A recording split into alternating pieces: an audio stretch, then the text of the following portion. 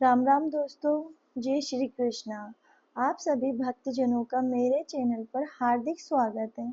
आज मैं आपके लिए लेकर आई हूँ करवा चौथ व्रत की पावन कथा।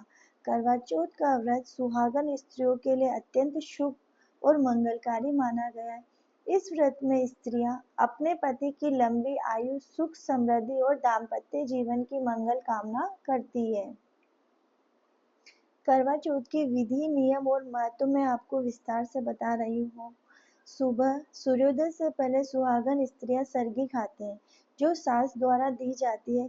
इसके बाद जल पीकर व्रत का संकल्प लेती है। चौथ माता के सामने बैठकर व्रत का संकल्प लेती। दिन भर निर्जला व्रत रखा जाता है, ना जल ना अन्न।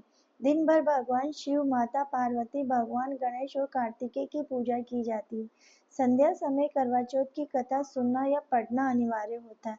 रात में चांद निकलने पर पहले चंद्रमा को अर्घ्य दिया जाता है। इसके बाद पति के हाथ से जल ग्रहण कर व्रत का समापन किया जाता है।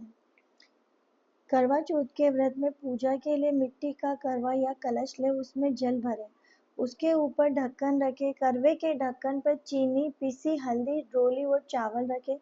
पूजा के समय माता पार्वती, भगवान शिव और गणेश जी की मूर्ति चित्र के सामने दीप जलाए। करवा चौथ की कथा सुनना अनिवार्य है, मैंने आपको कथा बताया है। रात में छलनी से चांद देखकर अर्घ्य दे, पति को देखकर उनके जल से व्रत तोड़े। करवा चौथ का महत्व इसलिए हमारे हिंदू धर्म या हिंदू संस्कृति में यह एक विशेष व्रत है, जो पति की लंबी आयु के लिए, अखंड सौभाग्य के लिए रखा जाता है। दाम्पत्य जीवन में प्रेम और विश्वास को मजबूत करता है। माता पार्वती और भगवान शंकर का पूजन करने से परिवार में सुख समृद्धि आती। माना जाता है इस व्रत के प्रभाव से पति पे आने वाली विपत्तियां टल जाती है और वैवाहिक जीवन में आनंद बना रहता है।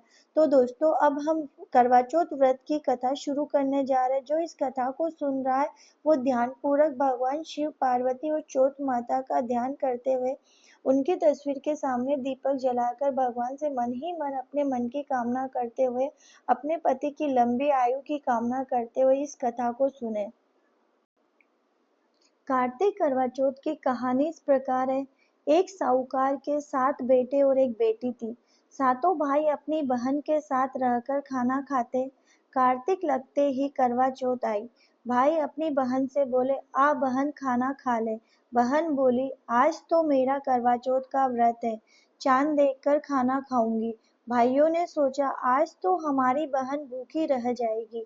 इसलिए एक भाई तो दिया, टॉर्च लाया।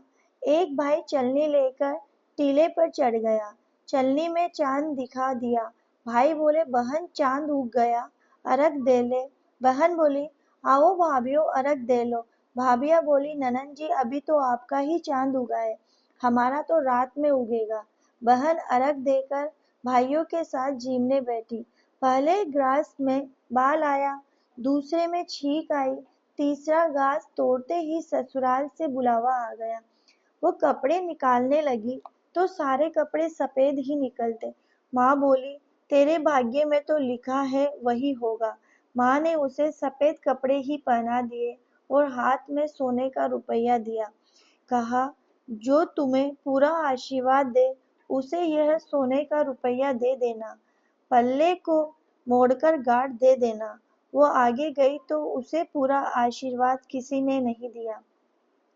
एक छोटी सी ननद पालने में सो रही थी। वह बोली, सीली हो, सपूती हो, 7 पूत की माँ हो, थारा अमर सुहाग हो।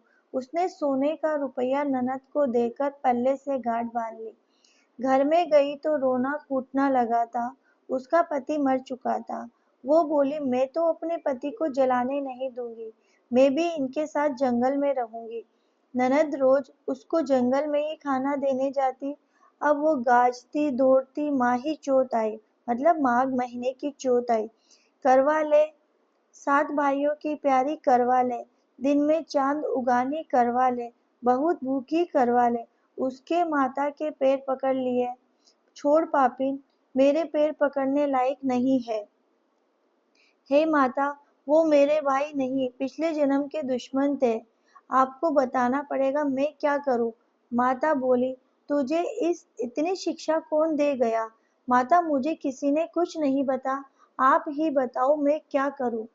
तब माता बोली, मेरे से बड़ी करवा चौथ आएगी, उसके पाँव मत छोड़ना।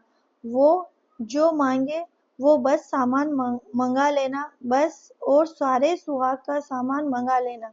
दूसरे दिन ननद रोटी देने आई तो वो बोली, ननद जी, काजल, मेहंदी, बिंदी, रोली मोली सारा सुहाग का सामान लाना, बेस भी लाना। ननद ने एक एक करके सारा सामान ला दिया। कार्तिक की करवा चौथ आई। करवा करवा ले, दिन में चांद देखनी करवा ले, बहुत भूखी करवा ले। माता में वे मेरे पिछले जन्म के दुश्मन थे। यह कहकर उसने माता के पैर पकड़ लिए। छोड़ पापिन मेरे पाँव, तू मेरे पाँव पकड़ने लायक नहीं है। माता, आपको मेरा सुहाग देना पड़ेगा। तेरे पास जंगल में सुहाग की क्या चीज है? वो बोली, माता आप मांगो वो सभी है। माता बोली, रोली मोली सठेली, गठेली पताशा गेहूं करवा, जलेबी ला। उसने सभी चीजें निकाल कर दे दी। माता बोली, तुझे ये ज्ञान कहाँ से आया? हे माता, मुझे जंगल में ये ज्ञान कौन देगा? मुझे तो सारा ज्ञान आपने ही दिया है। माता ने सारी सुहाग की चीजों को घोलकर छींटा दे दिया। उसका पति अकड़ कर बैठ गया। जाते हुए माता ने झोपड़ी को लात मारी तो महल मंदिर हो गए। सुबह ननद खाना देने आई तो वो बोली, मेरे भाई भाभी कहाँ गए? भाभी ने ऊपर से आवाज लगाई, ननद जी आओ, हम तो यहाँ बैठे हैं।